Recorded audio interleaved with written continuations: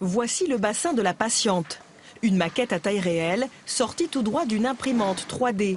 Grâce à cette reproduction, le chirurgien a pu se rendre compte de la déformation sévère de la colonne vertébrale et ainsi préparer au mieux l'intervention.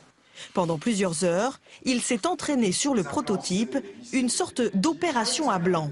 La maquette entre les mains m'a permis de recréer étape par étape l'intervention, les différents pas qu'on allait prendre pour corriger cette déformation et les différentes étapes, très précisément en pouvant regarder, en pouvant tourner la maquette pour voir où on allait se retrouver à chaque étape de l'intervention.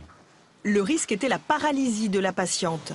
L'opération a duré 6 heures, elle aurait certainement duré beaucoup plus longtemps sans la maquette. C'est avec une imprimante en 3 dimensions comme celle-ci que le squelette a été modélisé dans les locaux de cette société toulousaine. Désormais, l'impression en 3D dans les blocs opératoires pourrait s'appliquer de façon encore plus poussée. Surtout lorsqu'on sera en mesure d'imprimer en 3D directement dans des matériaux biocompatibles.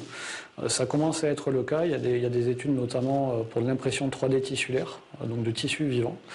Ça commence à arriver et on peut penser qu'à moyen terme, d'ici quelques années, on sera potentiellement en mesure d'imprimer directement les implants qui seront donc implantés chez les patients. La révolution médicale 3D est en marche. Pour l'instant, la technique est réservée à des cas sévères.